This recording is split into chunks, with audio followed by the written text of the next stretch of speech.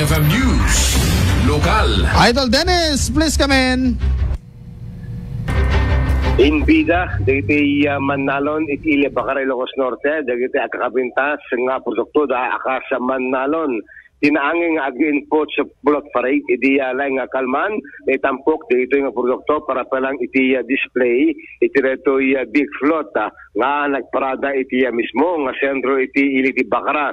Ang runaan nga naiparada, dagiti produkto kas kumo iti mais, nateng, kenda dumapay, nga dagito iti paborito ta, nga dadaywen, dagito umili, iti iliti Bakaray Ilocos Norte. Karaman pa iti Sanja, Idol Lawrence, nga kabil ni display ti float para palang kada to'y agri-input sa float parade para iti Manalon. Manipod ng dumabarbarangay ni ilikmot dito iti sentro kaspaset iti programa nga Farmers Festival iti iliti Bakaray Ilocos Norte. Maragsakan di LGU Bakara, gabot ang kumimpintas iti Apit, iti Manalon iti Bakara, kalpasan iti Surong Bagyo, iti layang napalabas ang atuwen.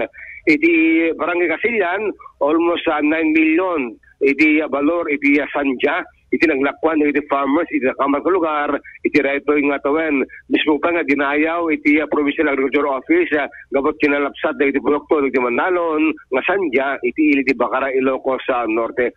Iti agdama, Idol Bernard, Idol Lawrence, dahil dumapay nga produkto iti Manalon, kit makita iti mismo, nga Bakaray Ilocos Norte. Niyawat pa iti ni White Pie, iti Banit Festival, iti Barangay Corocor, kaspes pala iti programa, iti Manalon, iti Laing Kalman, iti iliti Bakaray Ilocos Norte.